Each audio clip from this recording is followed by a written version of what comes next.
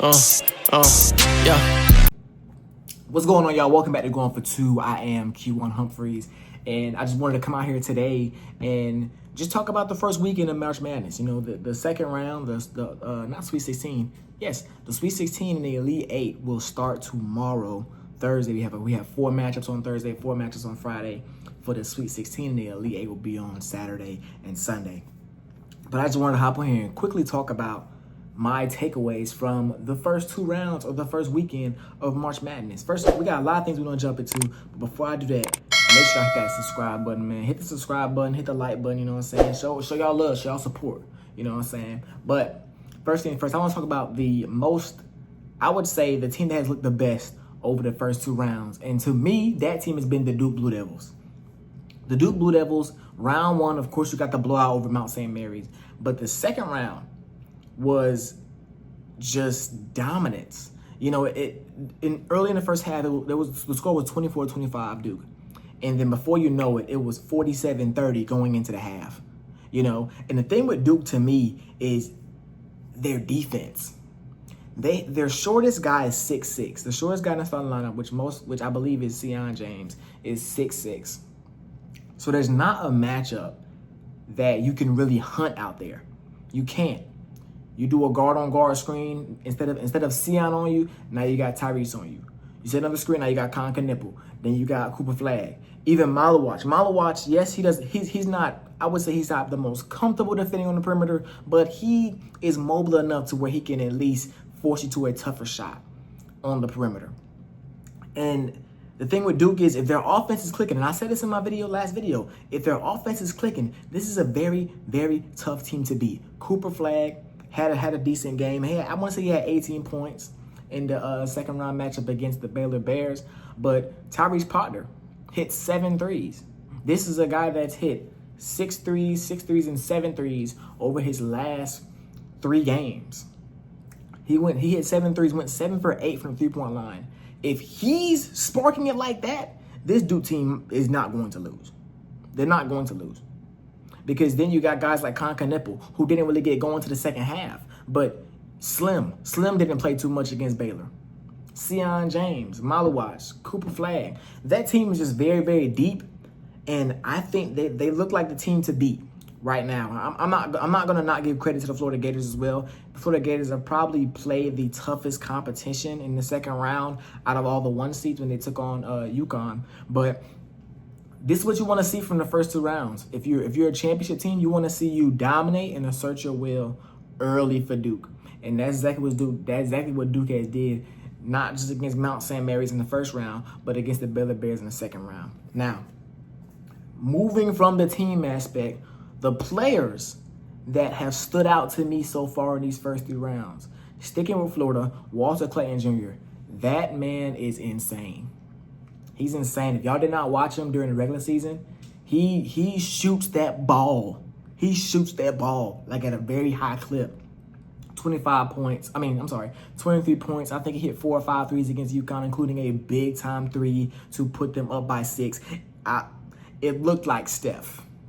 Not saying he's Steph Curry, but it looked like Steph. The shot that he made on that right wing to go up by 6 with a little over a minute left looked like a Stephen Curry shot. I mean, he might be Steph when Steph was in college. He might be. You know what I'm saying? But Walter Clayton Jr., he's looked like I said, one of the best players in the country. And he showed it through these first 2 rounds, and they're going to need to continue. He's going to have to continue to be that guy if they want to further advance along in this tournament. Next guy I want to talk about is JT Toppin. JT Toppin looked dominant over the first 2 rounds, especially this last game he just played on Saturday, finishing at 25 points, 12 rebounds. He was a man amongst boys out there, man. I mean, every time he catch the ball in a low block, I'm screaming double. You got to send a double at him.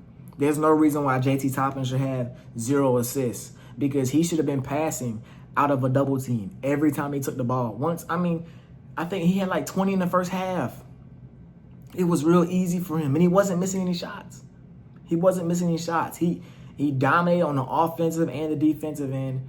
They had no answer for him. But my question is for his opponents, why just let him go one-on-one over and over and over? You can't stop him. Make somebody else beat you. Now, granted, Darion Williams also had 28 points for Texas Tech. But I'm not going to let JT beat us. That's not what I'm doing. If I don't got the size, I'm sending 2 every time. Every time I'm sending 2. Double. Go get him. Don't even play around with him. And the last guy I want to talk about from the first 2 rounds, you probably guessed it, Derek Queen, man. Derek Queen from Maryland. The first round matchup against Grand Canyon. Had, 12 points, 15 rebounds, was kind of just getting it how we live it, you know what I'm saying? Not really pressing the issue too much. Second round, y'all seen it.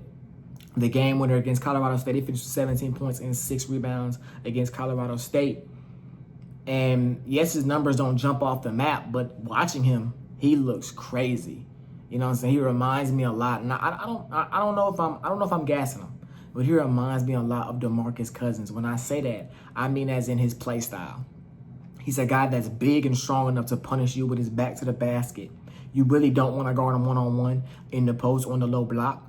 But he's also, just like Boogie was, he has that skill and he has the athleticism to turn towards the basket, to catch the ball in the post and turn towards the basket for a face-up. Even his game winner, he caught the ball at the top of the key and drove to the baseline for that tough fadeaway bank shot off the on the baseline. So I think it's gonna be. I think he like I said, Hawks, go draft him, go get him. We need a big. Why not bring this guy that Trey can throw the ball down to in the post? Go get him, man. Or JT Toppin too. I see you. Both of these bigs can come to Atlanta and play. But anyways.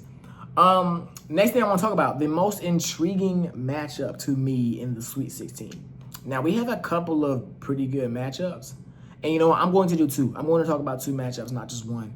Number 1, Duke and Arizona. Number 1 seed Duke versus number 4 seed Arizona. They're supposed to tip off at 9:30 on a Thursday, but they probably won't start till like 10 o'clock on the real. I think this should be a good game. Duke, like I said, they're defensively. Their defense is going to swarm you. They're going to make life tough for you. And I think they were going to make life tough for Arizona again. These 2 teams actually played earlier in the season at Arizona, and Duke came away with a 14-point victory. But these are 2 very different teams from when they played earlier on in the season. Duke is better along with Arizona. Arizona is also a better basketball team. But the story with this, of course, people have been seeing all over social media, Caleb Love, he's tough. And if y'all don't remember, Caleb Love was actually the man that ended Coach K's coaching career a couple years ago in the Final Four when he hit a big-time 3 to seal the win in the Final Four between UNC and Duke a couple years ago.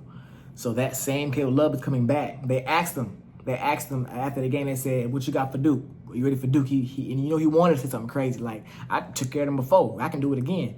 But he held his tongue, was humble. He said, "We'll be ready for him," as he should. You know what I'm saying? So I think this will be a good matchup because I have Duke winning the championship.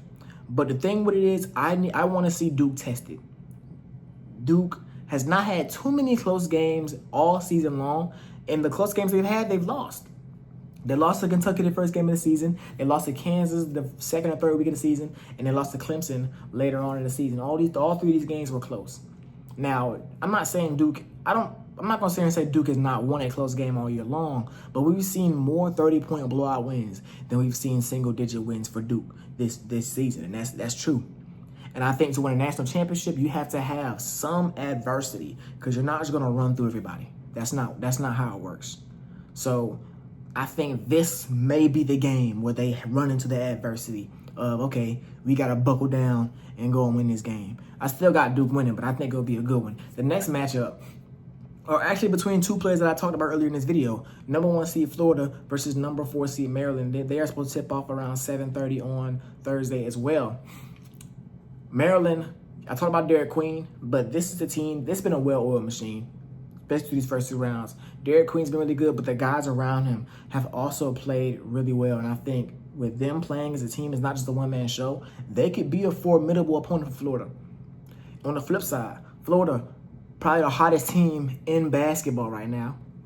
Might have been one of the best, well, not might have been. They've been one of the best teams in basketball all year long.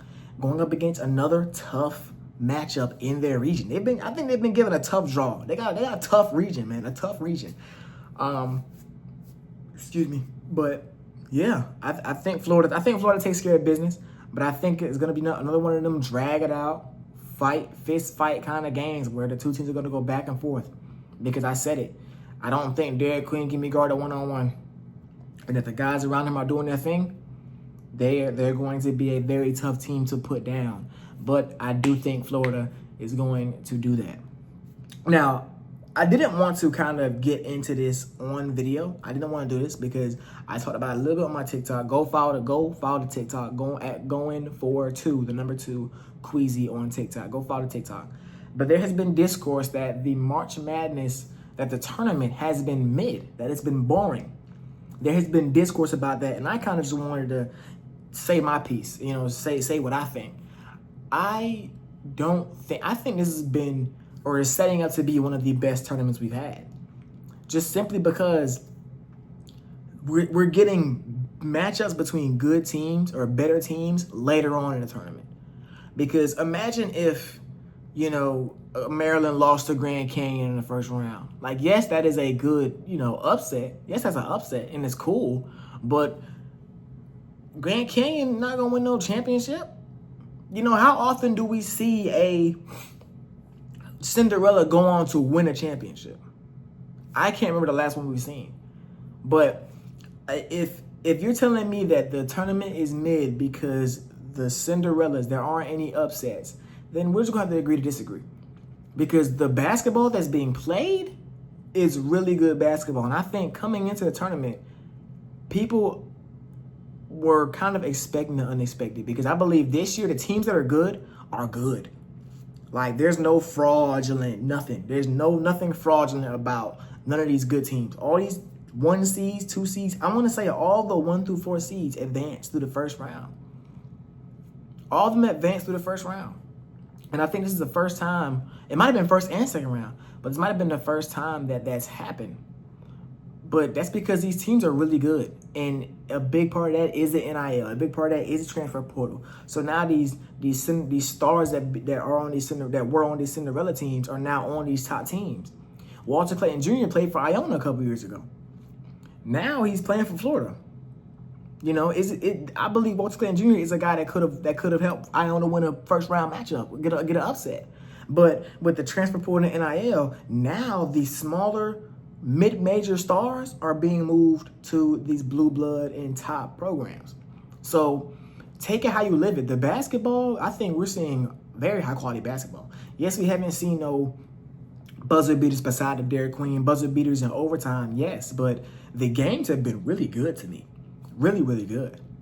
But make sure y'all like, comment, subscribe, share with y'all folks. Follow the TikTok. Everything, all the socials are in the description. Go do it after this video. Because we're dropping, yes, I do YouTube videos, but I probably do more on TikTok. I do more on TikTok because it's just easier to get it out. Anyways, Goin for 2. We out of here. Yeah.